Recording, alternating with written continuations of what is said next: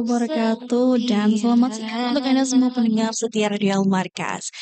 Sahabat Ras, siang hari ini kembali pastinya bersama kami di Ras FM Makassar. Kita menghadirkan sesuatu yang berbeda nih. Meskipun mungkin saat ini kita sedang lagi cuacanya kurang mendukung ya, tapi siang hari ini kita akan membahas informasi ataupun tema yang cukup menarik, yaitu seputar kampanye 16 Hak TP menyuarakan pesan pemenuhan hak-hak perempuan. Nah, kita ketahui bahwa setiap tahunnya kegiatan 16 Hari Anti Kekerasan Terhadap Perempuan ini akan selalu berlangsung dari tanggal 25 November yang merupakan Hari Internasional Penghapusan Kekerasan Terhadap Perempuan hingga tanggal 10 Desember nanti yang merupakan Hari Hak Asasi Manusia Internasional. Nah, secara internasional, sahabat Ras, kampanye 16 Hari Anti Kekerasan Terhadap Perempuan ini diselenggarakan oleh UN Women atau Organisasi Perserikatan Bangsa-Bangsa PBB yang didedikasikan untuk kesetaraan gender dan pemberdayaan perempuan. Nah, di Indonesia sendiri sahabat Ras, kegiatan ini diselenggarakan oleh Komisi Nasional Anti Kekerasan Terhadap Perempuan atau Komnas Perempuan. Nah, peringatan 16 Hak TP ini sebagai bentuk dorong upaya-upaya penghapusan kekerasan terhadap perempuan di seluruh dunia. Kasus kekerasan terhadap perempuan dan anak di Kota Makassar sendiri memang sejauh ini terlihat fluktuatif. Seiring dengan adanya shelter warga yang dibangun khusus ya oleh pemerintah Kota Makassar sebagai perpanjangan tangan untuk menjangkau lebih banyak warga yang memahami bentuk perlawanan itu. Nah, pada kesempatan kali ini sahabat Ras, saya tidak sendiri tentunya. Saya akan mengajak Anda untuk mendengarkan diskusi kami dan saat ini pun juga kita sudah bersama dengan Ibu Sri dari Koalisi Stop Perkawinan Anak. Assalamualaikum Ibu Sri, apa kabar? Waalaikumsalam, alhamdulillah sehat. Baik. Aduh gimana kabarnya nih Bu? Sehujan-hujan kita harus Hujan tetap semangat lah. baik, Jaga alhamdulillah. kesehatan, Betul. Jadi meskipun hujan kita tetap harus semangat ya tetap. menyuarakan 16 hak TP ini. Iya, pasti. Baik, dan ya kita bahas soal 16 hak TP. Nah, kalau kita berbicara seputar apa ya, dibilang perempuan dan anak itu hampir tidak ada hentinya, dan bahkan kita bisa lihat bahwa berita kekerasan terhadap perempuan dan anak itu hampir setiap hari ada begitu. Nah, lantas kita ingin kembali mengingat momen 16 Hak TP ini apa sih sebenarnya? Mungkin bisa dijelaskan oleh para pendengar yang belum paham apa itu 16 Hak TP. Iya. Terima kasih. Jadi 16 Hari Anti Kekerasan Terhadap Perempuan, 16 HAKTP ya, Mhm. kita singkatnya seperti itu. Itu adalah salah satu bentuk kampanye yang setiap tahun itu dilaksanakan.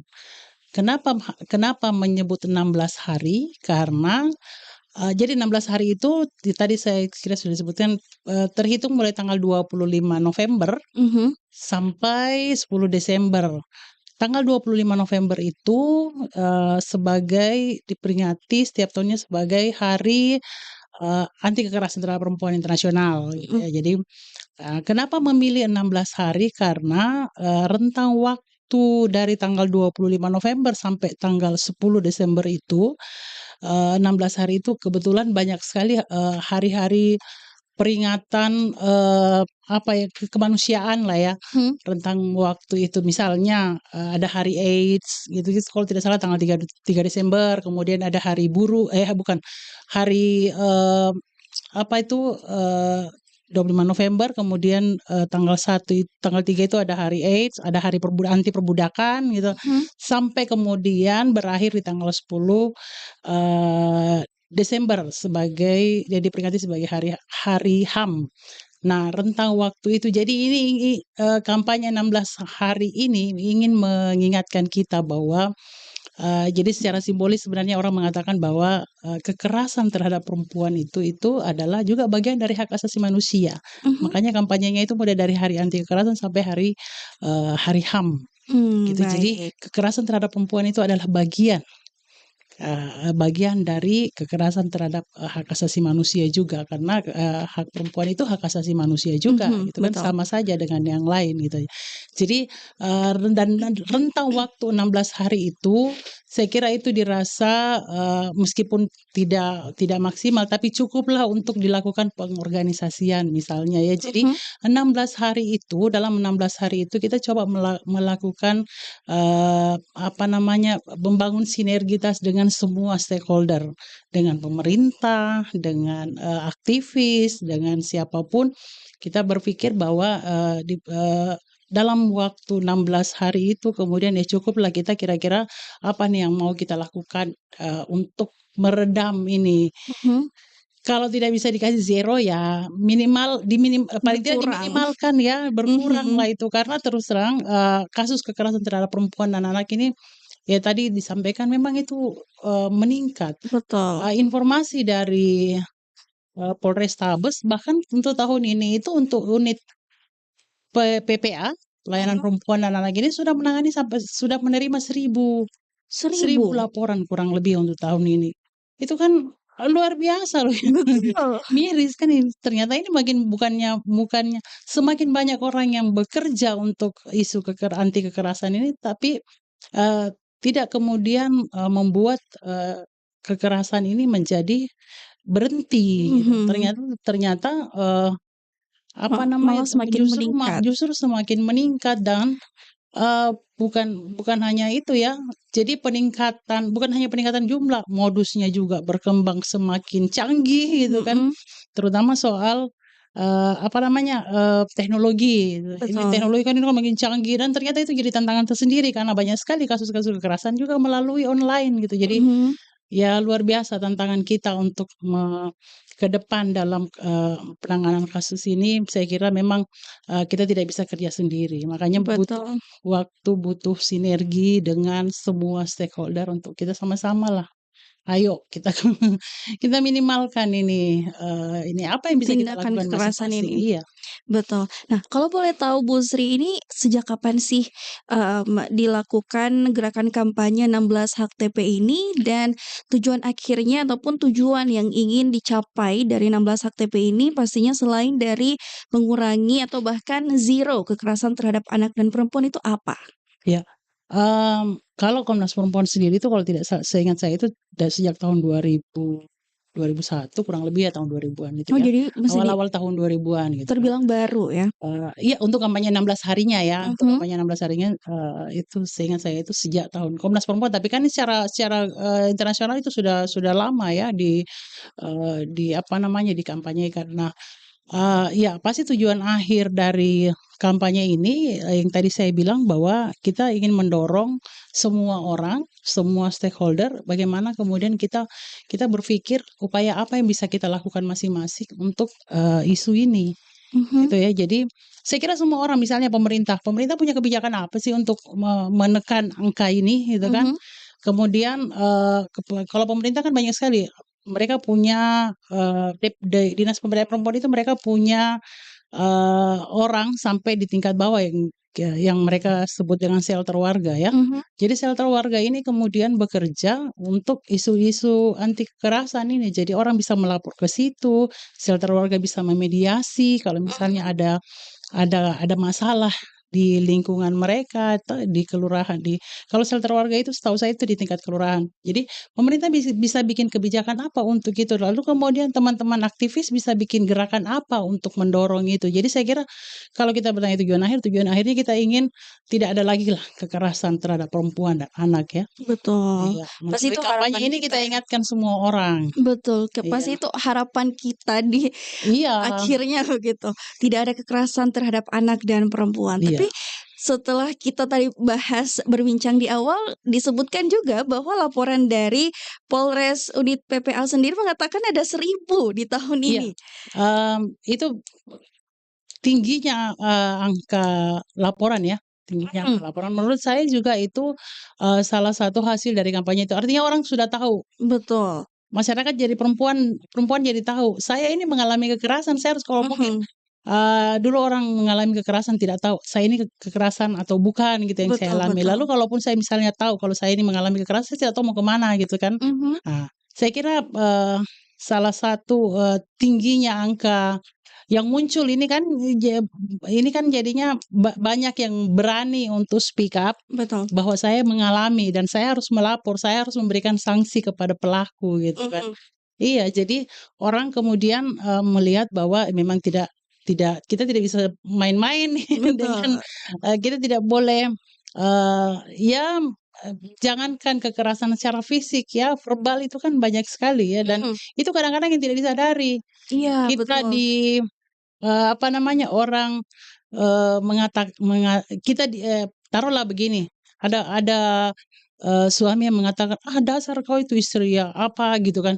Itu Mhm, kan bentuk kekerasan psikis yang bisa bikin kita, ih, kan istri betul. bisa jadi Termasuk ketakutan dengan melukai begitu. iya, membuat perasaannya jadi, kayak apa ya, dan kemudian itu bisa bikin trauma, bisa membuat dirinya menjadi insecure sendiri kan jadinya.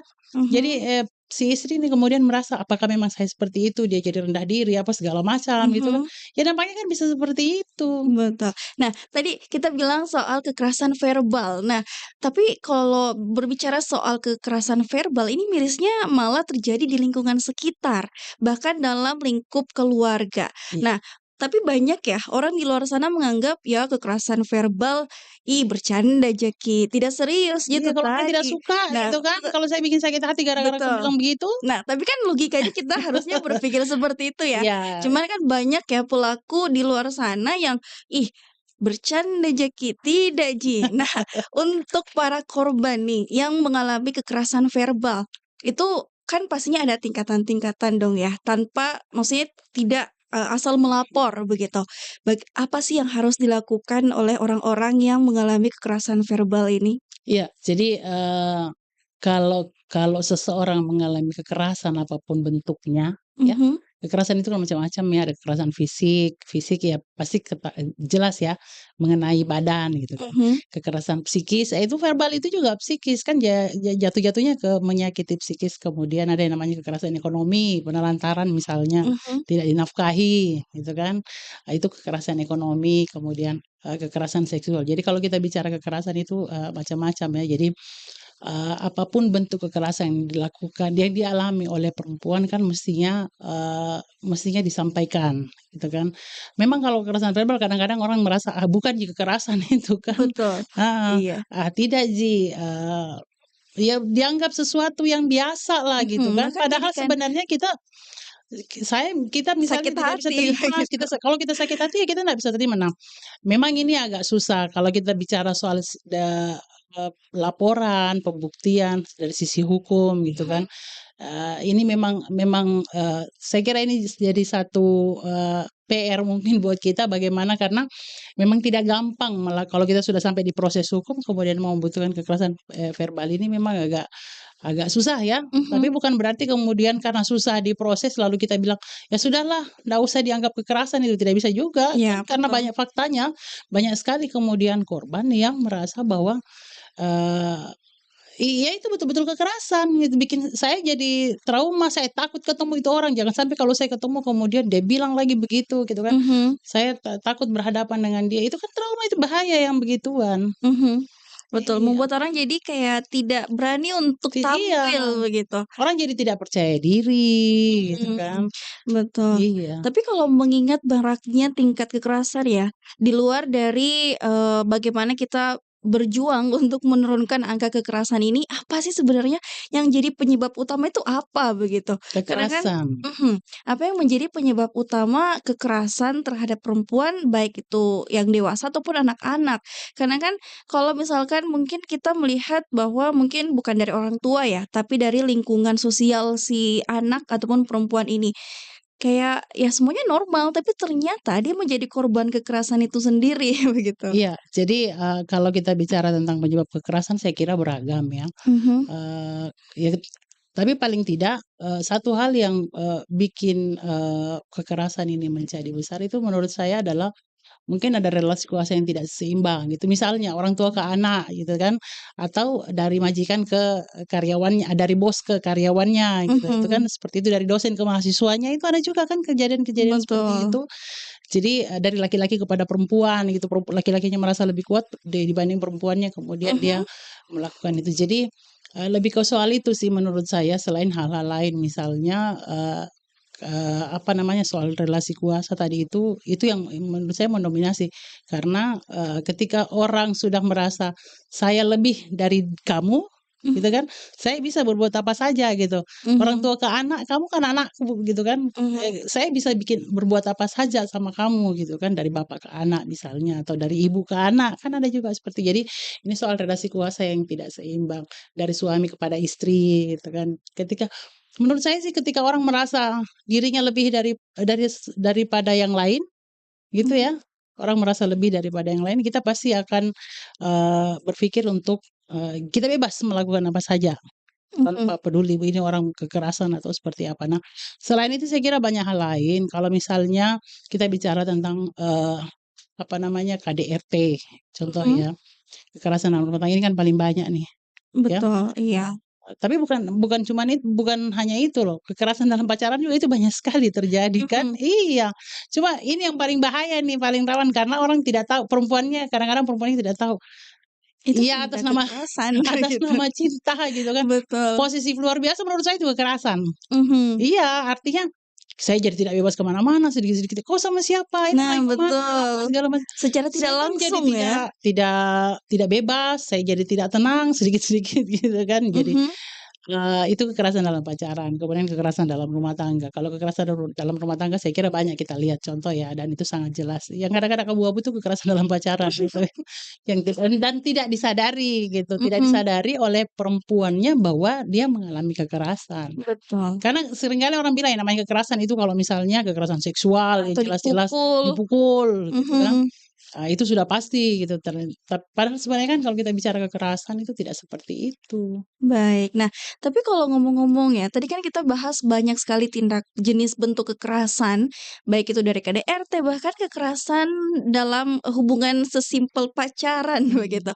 Nah, tapi ya itu tadi, banyak perempuan di luar sana tuh Diskriminasi tidak. juga kekerasan Nah, sebenarnya. betul, tapi banyak perempuan di luar sana tuh tidak sadar bahwa ya mereka tuh sebenarnya mengalami KDRT begitu. Iya, makanya kita perlu kampanye. Jadi kampanye ini tujuannya untuk memberikan kesadaran kepada semua orang ya, Mhm, apa itu kekerasan, saya mengalami kekerasan atau tidak gitu. Jadi kritis terhadap apa yang kritis kita terhadap mhm, apa yang kita rasakan, apa yang kita alami itu penting buat perempuan. Jadi betul. kalau perempuannya tidak sadar, kalau korbannya tidak sadar, korban ya, kalau korbannya kemudian tidak sadar bahwa dia mengalami kekerasan, dia tidak akan bisa apa-apa dan itu akan berulang terus. Jadi Mhm, kekerasan menurut saya yang tidak dihentikan itu akan berulang. betul. Tidak mungkin. Jadi, KDRT misalnya ini paling sering.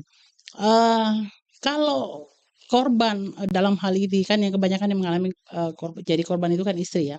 Kalau istri kemudian tidak berani mengatakan bahwa, "Saya tidak boleh diperlakukan seperti ini, saya tidak mau diperlakukan seperti ini," gitu ya. Mhm, Eee, itu akan berulang terus karena, pelaku juga merasa bahwa enjoy saja dia kan tidak kenapa-kenapa mhm. gitu kan. Dia tidak melawan. Tidak melawan, tidak apa, saya tidak kasih nafkah juga dia tidak ribut gitu Mhm, misalnya ya. betul. Jadi ketika kita diam dengan apa yang kita alami menurut saya itu juga salah satu pemicu kemudian kekerasan itu akan terjadi berulang-ulang. Mhm, Jadi, saya kira, eee, perempuan itu memang harus kritis dengan apa yang dia alami mhm, untuk dia bisa menilai dirinya bahwa saya mengalami kekerasan atau tidak. betul. Jadi mungkin bisa dibilang tidak selamanya ya, apa yang dirasakan oleh perempuan itu dianggap lebay begitu. Oh tidak, iya jangan dianggap Betul. orang sudah sakit hati, sudah apa kita masih bilang, "Ih lebaynya dia Nah begitu jeleknya." Nggak bisa begitu. itu yang banyak sekali menjadi Makanya mereka persoalan. itu berulang-ulang, akhirnya kejadiannya, "Alah cuman begitu, biasalah itu apalah," Mhm, gitu kan. betul. Padahal tidak seperti itu sebenarnya. Betul. Nah, tapi kalau misalkan ya, kayak, misalkan seorang istri begitu sadar bahwa dia berada di titik di mana dia mengalami tindakan KDRT. Tapi dia bingung nih, apa yang harus dilakukan. Di satu sisi dia punya anak, di satu sisi dia tidak, memiliki pekerjaan untuk misalnya ketika dia, keluar dari, suaminya, dia tidak memiliki pekerjaan untuk menghidupi anaknya sehingga dia merasa kayak, "Oh kayaknya saya bertahan sajalah di sini," Iya, gitu. Apa sih sebenarnya itu yang harus yang mereka i i lakukan? itu yang memang memang itu yang banyak disampaikan oleh para, korban ya, Mhm, korban-korban kekerasan dalam rumah tangga, tapi kami menyampaikan seperti ini, mmm, pilihannya kan kita mau bertahan atau tidak gitu betul. ya. Kita mau, bertahan, oke, itu adalah pilihan kita. Tapi bisa dibayangkan dengan kondisi rumah tangga yang seperti itu, misalnya ya sudah tiap hari cekcok, tiap hari ada kekerasan lah gitu kan, di depan anak-anak, anak-anak itu pasti akan trauma juga ke depannya gitu. Jadi bisa jadi juga nanti ke depannya dia akan menjadi pelaku. Ya paling kita sampaikan seperti itu, artinya meskipun pilihan kita, mau bertahan, tapi harus dipikirkan, kalau saya bertahan tiap hari Kak berkelahi, tiap hari Kak seperti ini, anakku jadi trauma, saya jadi ketakutan, apa segala macam gitu. Mhm, Bisakah saya kemudian bertahan dengan situasi seperti itu? Atau pilihannya misalnya saya memilih, sudahlah saya selesaikan saja gitu kan, mhm, tapi bagaimana dengan anakku nanti? Coba mari kita berpikir mana kira-kira yang lebih banyak, mudaratnya kita bertahan atau tidak. betul. Iya, kalau kita tidak bertahan kan, ya memang yang namanya perceraian itu menyelesaikan masalah dengan masalah baru pasti, tidak Iya, tidak ada itu perceraian yang kemudian selesai persoalan, apalagi kalau ada anak gitu kan, mhm, karena, pasca perceraian itu kan ada 2 ya, ada 2 bisa persoalan yang bisa muncul, bisa soal nafkah atau bisa soal hak asuh gitu. mhm, Jadi ya, tapi, ya mau tidak mau kita harus melalui jalan itu kalau memang daripada kita bertahan dengan situasi seperti itu, ya sama juga anak tiap hari masa dari anak dari kecil sampai dia besar harus melihat itu setiap hari, mhm, ke depannya dia akan, punya ketakutan sendiri, dia akan kalau anak perempuan bisa jadi dia takut, menikah, gitu mhm. kan. Pokoknya dia cari laki-laki yang tidak seperti bapaknya dan dia tidak menemukan itu karena dia menganggap bahwa laki-laki itu semua sama gitu Nah kan. Ya betul, kan itu bahaya berbahaya. seperti itu atau anak laki-laki misalnya, dia ikut kemudian mencontoh apa yang dilakukan oleh orang tuanya, Nah, bapaknya kepada ibunya dan mhm, bisa jadi kan bukan tidak betul, mungkin dia akan menjadi pelaku juga ke depannya. Mana yang kita betul, pilih misalnya? Kita mau bertahan dengan situasi seperti itu atau berpisah dengan dia? Sudahlah, mhm, tapi bagaimana dengan nafkah? Ya mari kita pikirkan bagaimana caranya kita bisa hidup setelah itu kan. mhm, Itu memang dilemanya perempuan, itu apalagi perempuan yang punya ketergantungan secara ekonomi kepada suami. mhm, betul, Ya, tapi ya silakan, berpikir kritis saja, mhm.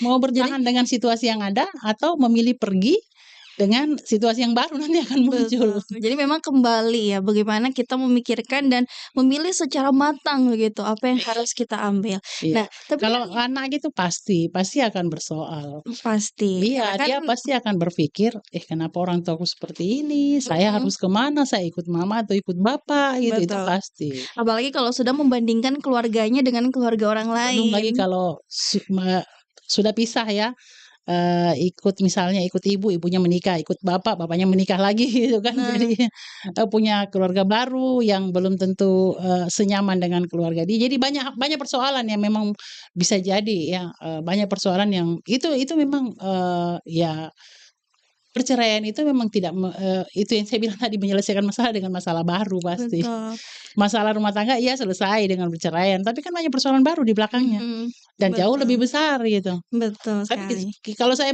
memilih bertahan juga, bagaimana ya kira-kira kalau saya harus bertahan dengan situasi seperti ini ya, mari kita bicara baik-baik apa bisa diperbaiki atau tidak, kalau tidak Mhm. ya silakan kritis, berpikir kritis saja sih. Betul sekali. Nah, tapi kalau misalkan dari tadi kita bahas terus nih seputar, kekerasan terhadap perempuan. Nah, kita terfokus pada perempuan yang sudah dewasa, yang sudah Oke, bisa, apa ya, bisa dibilang bisa menyuarakan pendapat mereka dan, tindak kekerasan yang mereka alami. Nah, tapi bagaimana sih dengan anak-anak? Tapi Bu Sri, saya mau tanya dong, sejauh ini itu selama, apa ya, bisa dibilang, melakukan kampanye 16, 16 hari anti hari kekerasan terhadap anti perempuan. kekerasan terhadap perempuan ini, masalah ataupun kekerasan terbanyak di Kota Makassar sendiri yang pernah Ibu temui itu di apa ya, dilakukan pada perempuan kah atau anak-anak begitu? Ya, kalau menurut datanya Dinas Pemberdayaan Perempuan Mhm. untuk tahun, ini, dari semua kasus itu lebih banyak kasus yang kekerasan terhadap anak yang terjadi. Kemudian Anak. iya,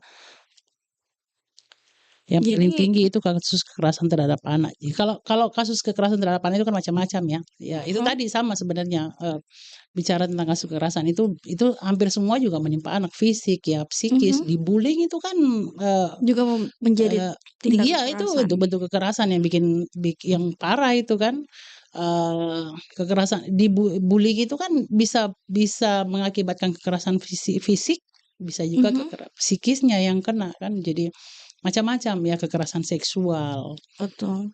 Itu menurut datanya Dinas Pemberdayaan Perempuan Kota Makassar sih terbanyak memang, kasus kekerasan terhadap anak. Betul. Nah, dan, yang saya ketahui ya, bahwa ada yang mengatakan, bahwa saat ini temuan terbaru untuk kasus HIV/AIDS sendiri, itu ada temuan di usia 9 dan 11 tahun yang mengidap, HIV dan setelah, dicari tahu dan pengakuan dari, si anak sendiri mengatakan bahwa ternyata dia menjadi korban pelecehan dari, guru mengajinya sendiri. Kalau bisa dibilang itu cukup miris ya, di mana orang tua mengantarkan anaknya untuk belajar agama, tapi malah mendapatkan tindakan yang, I bisa dibilang melukai lah ya, dan bisa menjadi trauma begitu. iya, jadi memang, pertanyaannya kemudian di mana tempat yang aman untuk anak sekarang? Betul Saya kira sudah sekali, tidak ada ya, betul. Karena di sekolah sekolah kita kejadian banyak gitu kan, sekali banyak di banyak kasus. madrasah, Iya, bahkan di sekolah, tempat mengaji, di betul, tempat lingkungan dia bermain gitu, betul jangan sekali. jangan dibilang kalau di rumah gitu kan. Mhm, Jadi, memang tidak ada lagi tempat yang, aman ini buat anak. betul. Kasus kekerasan terhadap anak menjadi meningkat karena itu tadi, ya.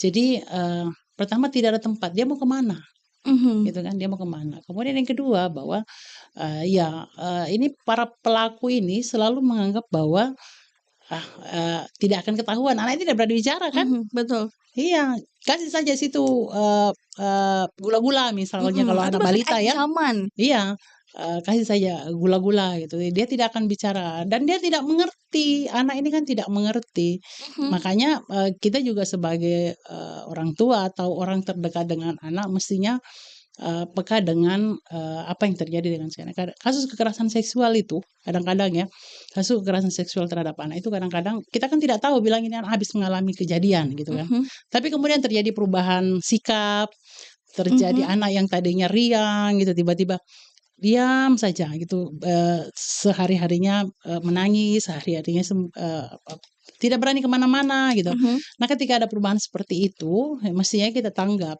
kenapa gitu kan.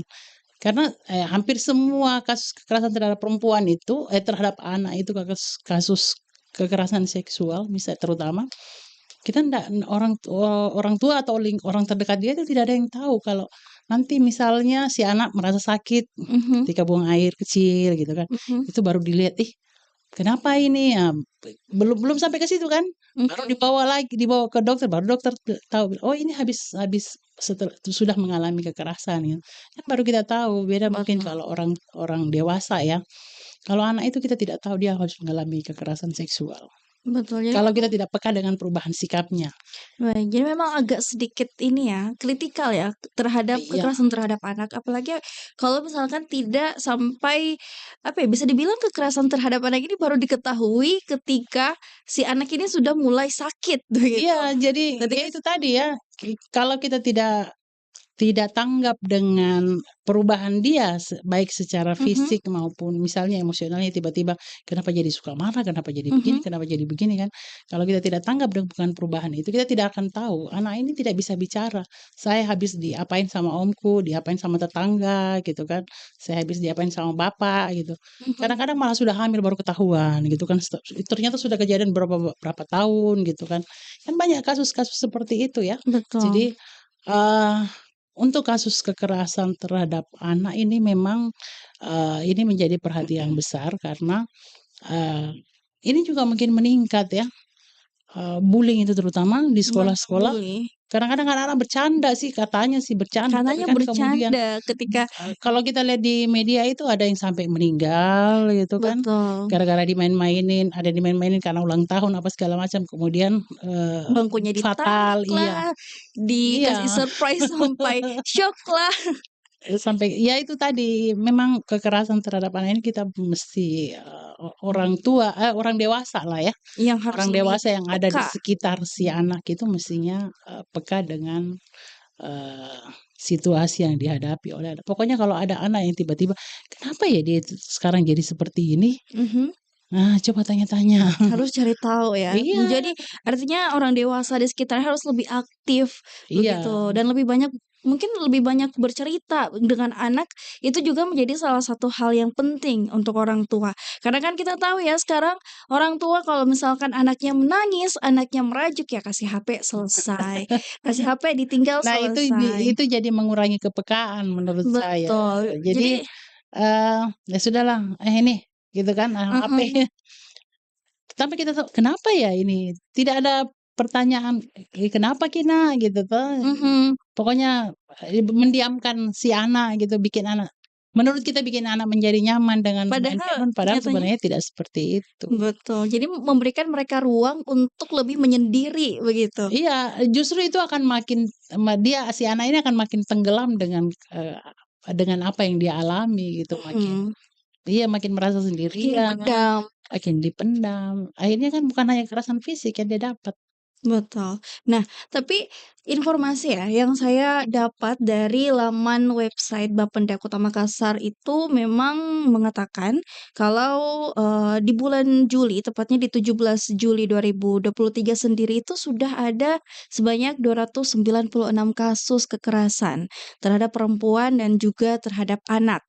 Nah, dan langkah yang diambil oleh pemerintah Kota Makassar sendiri adalah dengan menyiapkan restoratif justice atau mungkin, untuk sahabat Trust yang belum paham apa itu restoratif justice, itu merupakan mediasi antara korban, terdakwa, dan masyarakat sekitar yang mengalami, ataupun, yang juga ikut mengalami, dampak negatif dari tindakan si pelaku. Nah, menurut Ibu Sri sendiri, apakah itu merupakan tindakan ataupun, merupakan hal yang tepat dilakukan oleh tindak pelaku kekerasan ini sendiri? Iya, jadi, restoratif justice itu adalah sebuah sistem, penanganan kasus yang melibatkan, itu tadi ya, melibatkan Korban. korban dan Mhm, keluarganya, pelaku dan keluarganya, masyarakat sekitar gitu kan. mhm, Jadi di restoratif diupayakan untuk dicarikan upaya damai bagaimana betul. baiknya gitu kan. Dan upaya restoratif justice itu bukan hanya di lingkungan masyarakat sebenarnya,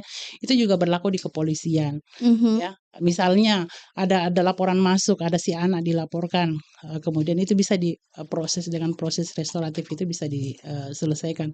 Tapi perlu diingat bahwa tidak semua kasus itu kemudian, boleh dilakukan restoratif. Menurut saya kalau mhm, kasus kekerasan seksual, pemerkosaan tidak bisa jadi restoratif. mhm, betul ya. Masa mau, kemudian si anak ini dinikahkan dengan pelaku gitu Nah, misalnya ya. betul. Karena kan kalau namanya, mencari damai gitu, ya sudahlah kasih kawin saja. Nah, betul. Gitu kan. Jadi, menurut saya itu tidak pas. Jadi tidak semua kasus yang bisa direstoratif misalnya ada anak yang mencuri, Nah, ada anak yang mhm, mencuri di warungnya tetangga gitu kan mhm, misalnya ya, atau mungkin ada kasus-kasus anak-anak berkelahi, mhm, ya di lingkungan dia kemudian itu bisa direstorasi kan. mhm, Tapi kalau kasus kekerasan seksual menurut saya itu tidak bisa masuk ada syarat sebenarnya yang harus, terpenuhi kalau mau dilakukan restoratif itu. Ya itu tadi kalau menurut saya kekerasan seksual tidak bisa, apalagi kalau sampai hamil anaknya kan, mhm, menurut saya betul, itu tidak bisa, itu harus ada efek jerah kepada pelaku, itu tidak akan betul. bikin efek jerah kalau kemudian, eee, pelaku kekerasan seksual dibiarkan seperti itu. Ya kalau cuma si anak ini, siapa tahu anak lagi tiba-tiba ada 7 orang lagi melapor melapor di belakang, bahaya ini si Mhm, bapak kalau si pelaku ini kalau kemudian dibiarkan begitu saja dengan seenaknya kemudian proses, anak misalnya ya, anak sama anak biasanya gitu ya di mhm, restoratif itu anak sama anak. Misalnya pelakunya anak, korbannya juga anak gitu ya. mhm, Ya itu tadi bahwa, kalau kalau pelaku kekerasan seksual ini kemudian dibiarkan, menurut saya juga tidak pas, karena tidak Betul. akan jerak. Kekerasan seksual itu berbeda dengan kasus-kasus yang lain. Mhm. Kekerasan seksual, kalau pemukulan mungkin, hari ini dipukul, hari ini sakit, tahun depan baikan gitu, jangankan tahun Mhm. depan, bulan depan orangnya baikan gitu. Betul. Tapi kekerasan seksual tidak, Tidak karena dia seperti itu. menimbulkan trauma, dia menimbulkan, psikis yang tidak sehat gitu. Jadi Mhm. tidak bisa dibiarkan menurut saya kalau kekerasan seksual itu. Jadi memang harus diberikan tindakan efek Harus ada efek jerah, jerah kepada begitu. pelaku supaya tidak berbuat lagi. Betul.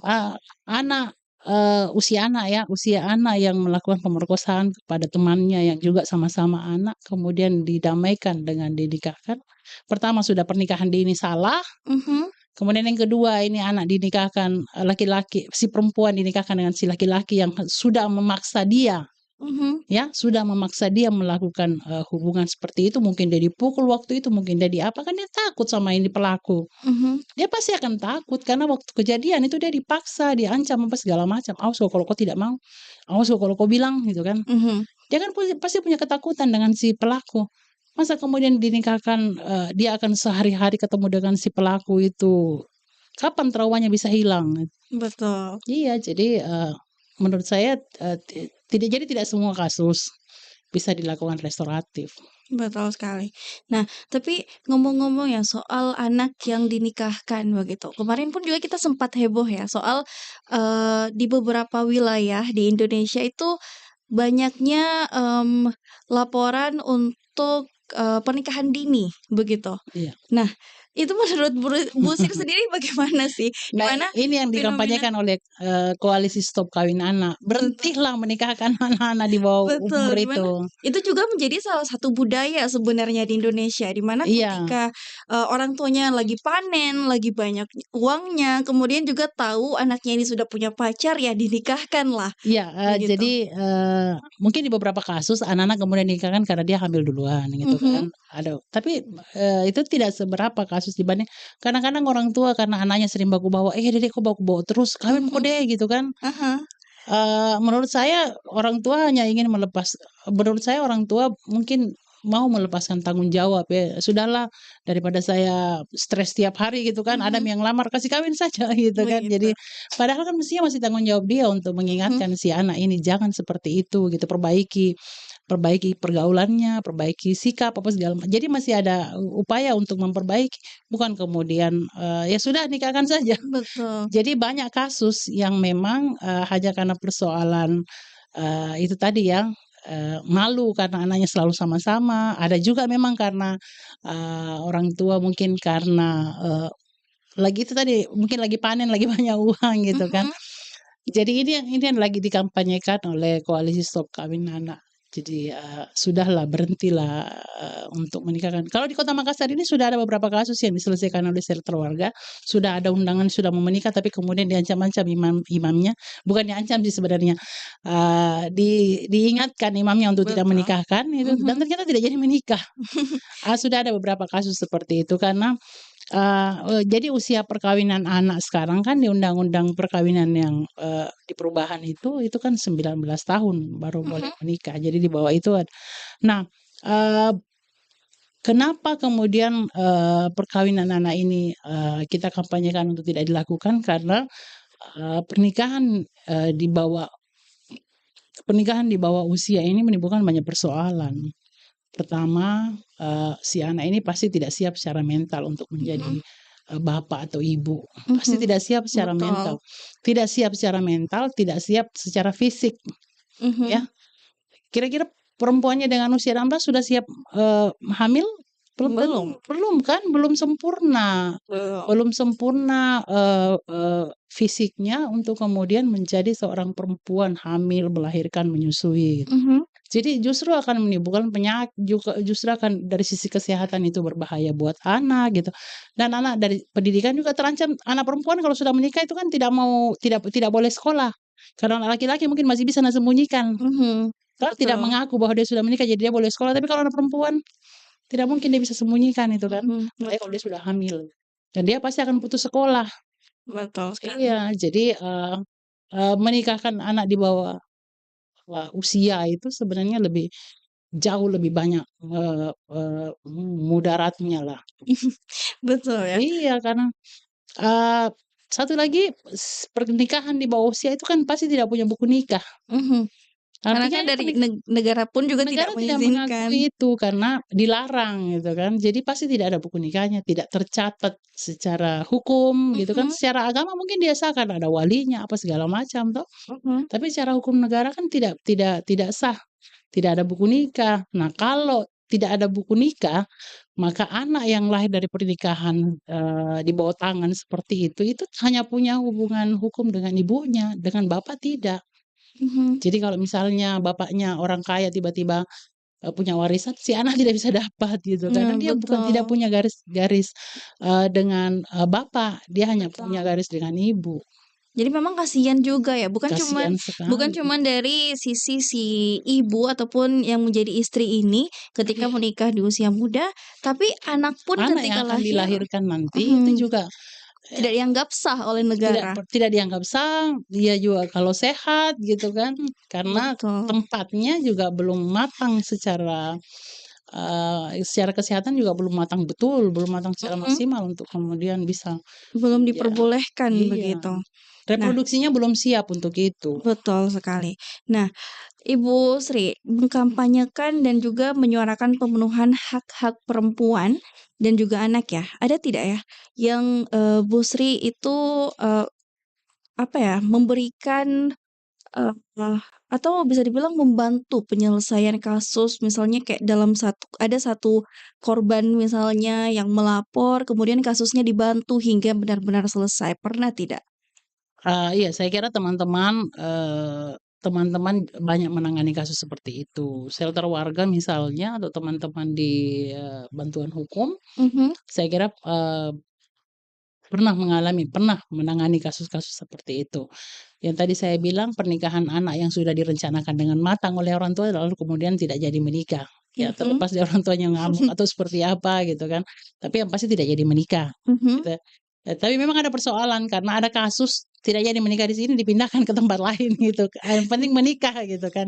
Itu persoalan lain, tapi yang pasti kita ingin menyampaikan kepada semua orang bahwa tidak bisa dinikahkan ya, jangan dinikahkan dengan usia itu pesan itu yang mau kita sampaikan sebenarnya karena itu mhm, bertentangan dengan aturan, belum 19 tahun jangan dinikahkan. Kemudian, kasus-kasus, misalnya, apa namanya, kekerasan dalam rumah tangga gitu, ada juga teman-teman di shelter yang, kemudian menangani kasus seperti itu. Jadi ditanganinya bukan bukan, apa ya, Eee, ada yang dimediasi dan berhasil dan tidak berulang gitu mhm, kan. Ada yang memediasi kemudian juga kasus-kasus, anak misalnya yang melibatkan anak, anak sebagai pelaku terutama, eee, ada juga. Jadi, anak sebagai pelaku itu kadang-kadang, eee, yang bahaya itu kalau misalnya apalagi kalau anak yang sudah pernah berhadapan dengan hukum ya, mhm. kemudian lepas kembali ke masyarakat dan tidak diterima oleh masyarakat, ada juga itu yang seperti itu ditangani oleh kasus dan bisa diterima oleh warga. Kan kasihan kalau anak-anak yang seperti itu, keluar dari tahanan karena sudah menjalani proses hukum, kembali ke lingkungannya dan tidak diterima oleh masyarakat, dia mau ke mana? Dia Mhm, mungkin betul dia akan betul, justru berulang perbuatannya. Tapi kalau betul, semua orang kemudian menerima, dia akan berpikir untuk melakukan itu kembali dan itu sudah ada yang ditangani oleh teman-teman di shelter. mhm, betul, Banyak sih sebenarnya kalau kita bicara soal kasus ya, karena mhm, teman-teman ini kan sudah bekerja sudah berapa tahun gitu, jadi ada yang selesai, ada yang tidak bisa diselesaikan, jadi betul, macam-macam. Ada yang sudahlah ujung-ujungnya ke pengadilan saja, ujung-ujungnya ke polisi saja, mhm, selesaikan dengan pengadilan saja, selesaikan secara hukum, tapi banyak juga yang selesai di tingkat teman-teman dengan mhm. mediasi. Ada juga yang selesai seperti itu. Baik. Nah, masuk ke pertanyaan terakhir saya, kayaknya kita sudah cukup lama berbincang. Nah, masuk ke pertanyaan terakhir saya nih, Bu Sri, saya mau tanya dong, apa sih pesan yang ingin Ibu sampaikan, Ibu dan teman-teman ingin sampaikan, kepada pendengar dan juga pada sahabat Trust yang saat ini juga menonton kami di live streaming YouTube, terkait dari pemenuhan hak-hak perempuan dan anak ini? Iya. Saya hanya ingin mengatakan bahwa perempuan dan laki-laki, anak perempuan dan anak laki-laki janganlah dibedakan. Karena Mhm kita punya hak yang sama, kita punya hak akses yang sama, mhm. kita punya kesempatan yang sama, laki-laki perempuan punya kesempatan yang sama, akses yang sama, jadi jangan dibedakan. Ketika ada perempuan yang kemudian kalau orang tua punya kesempatan untuk menyekolahkan anak laki-laki dan perempuan, jangan dipilih-pilih.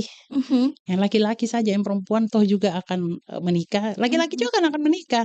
Dan menurut saya menjadi ibu rumah tangga itu harus pintar. Jangan Betul sampai kita anaknya lebih pintar daripada orang tuanya. Jadi, modal kita sekolah bukan hanya untuk mencari pekerjaan menurut saya ya, mhm tapi buat kita pintar, ya kita sekolah itu karena kita mau pintar. mhm. Kalau cari pekerjaan, cari uang, banyak cara untuk melakukan, yang penting kita pintar. Betul Iya, jadi, sekolah itu penting menurut saya. Janganlah membedakan laki-laki dengan perempuan untuk itu. Meskipun pilihannya nanti jadi ibu rumah tangga, harus pintar, ibu rumah tangga itu harus cerdas. karena kan nanti akan mendidik anak-anak Iya, ya. bagaimana caranya? Kalau anaknya jauh lebih pintar dari orang tua kan, apalagi kalau orang tuanya tidak melek dengan situasi sekarang, Mhm gitu kan, tidak melek, bukanlah berarti, harus, canggih sekali dari sisi dalam teknologi, tidak juga gitu, paling mhm. kita tidak awam amat lah dengan persoalan anak-anak yang ada sekarang. Jadi, Betul. orang tua juga mesti, paham situasi yang, ada sekarang. Mhm. Dengan perkembangan zaman seperti ini, itu harus dipahami. Jadi memang harus cerdas, laki-laki perempuan harus cerdas. Baik, jadi itu ya, Dan, intinya ya, kalau kita sudah memberikan akses yang sama, kita sudah membuka kesempatan yang sama, saya kira tidak ada lagi, saya kira itu akan mengurangi, itu akan mengurangi terjadinya kekerasan. Karena tidak ada lagi orang yang merasa lebih daripada yang lain, tidak ada orang yang merasa lebih hebat daripada, orang lain gitu. Jadi kita kita sama-sama hebat, kita sama-sama pinter, kita sama-sama berjuang, kita sama-sama belajar gitu kan. Jadi, tidak akan ada diskriminasi lagi, tidak akan ada itu mimpi kita ya, tidak ada betul. kekerasan, tidak ada diskriminasi eee eee, dalam, dalam apapun ya, politik, ekonomi, apa segala macam. Perempuan mau bekerja silakan, mau berusaha Mhm silakan, dari segi pendidikan mau sekolah tinggi silakan gitu. Dari sisi politik mau menjadi pejabat silakan gitu kan. mhm Jangan menghambat hanya karena dia seorang perempuan gitu. mhm. Janganlah, perempuan itu banyak sekali apa namanya, banyak sekali, halangannya. Tantangannya, mhm. Belum lagi urusan rumahnya, belum urusan ininya gitu kan. Belum anaknya, belum Belum ngurus anaknya. suaminya. Jadi, persoalan domestik yang dialami oleh perempuan bukanlah alasan untuk melakukan diskriminasi, bukan alasan untuk melakukan kekerasan terhadap perempuan. Baik Saya baik kira itu. baik. Jadi memang intinya adalah di mana perempuan itu harus peka terhadap dirinya sendiri, harus menjadi perempuan yang cerdas ya. Bukan bisa dibilang, agar meminimalisir terjadinya dibilang diskriminatif. Dan juga yang Iya, paling penting adalah bagaimana seorang, perempuan pun juga dan orang dewasa, tepatnya harus peka terhadap bagaimana lingkungan, anak itu iya sendiri. harus. Betul, dan Kalau pemerintah Kota Makassar kan dia bilang jagai anak tak gitu. betul sekali, Jadi, berkaitan juga dengan, ya, menurut saya itu makna dari situ adalah kepedulian kita terhadap lingkungan kita, betul, terhadap anak-anak. Bukan hanya anak kita sebenarnya secara biologis ya. Kalau di lingkungan kita banyak anak kecil, kenapa kita tidak menjadi, kita ikut-ikut jaga anaknya tetangga lah. mhm, Karena anak tetangga kalau bermasalah kena anak kita juga gitu kan. Jadi jangan betul, jangan hanya melihat, anak yang ada, di rumah kita mhm, gitu, tapi di tapi lingkungan, lingkungan kita betul. secara umum kita lihat seperti apa. Betul. Jadi, menjadi pribadi yang lebih peka terhadap Iya, lingkungan, bukan hanya terhadap keluarga, tapi juga orang yang berada di lingkungan kita. iya, Nah, saya kira sampai di sini dulu perjumpaan kita untuk, perbincangan siang hari ini bersama dengan Ibu Sri. Terima kasih banyak. Dan sama-sama. saya kira ya, sahabat Ras di luar sana yang pastinya mendengarkan kita dari awal hingga saat ini juga sudah mulai terbuka nih, open minded bahwa ya hak perempuan itu harus diutamakan dan ya, hak perempuan itu sama dengan laki-laki, baik itu dalam pendidikan, pekerjaan, dan lain sebagainya. Iya. Kita Dan punya hak yang sama. betul, kita punya hak yang sama dan begitupun juga dengan anak-anak yang juga memiliki hak yang sama, baik itu anak laki-laki, maupun anak perempuan. Dan ya Dengarkan anak kita. betul sekali, dengarkan anak kita. Jadi untuk orang tua jangan asal kasih HP aja sama anaknya, tapi juga harus bisa peduli, apa nih yang anak saya rasakan, apa nih yang, menjadi beban untuk anak saya sendiri. Dan ya itu dia percakapan singkat singkat kita, obrolan singkat kita di siang hari ini yang membahas seputar 16 hak TP. Dan ya sampai di sini dulu Bu Sri, terima kasih banyak Ya, atas sama. waktunya dan juga untuk Makasih juga sudah bisa bersosialisasi. baik. Terima kasih kembali dan juga, saya harap untuk semua sahabat Trust juga bisa, menerima informasi dengan baik ya. Karena kan juga tadi kita sudah menjelaskan panjang lebar dan juga sudah dijelaskan sebaik mungkin oleh Ibu Sri. Dan itu dia, sampai di sini dulu perjumpaan kita. Saya Risa Azhara pamit undur diri. Wassalamualaikum warahmatullahi wabarakatuh. Waalaikumsalam.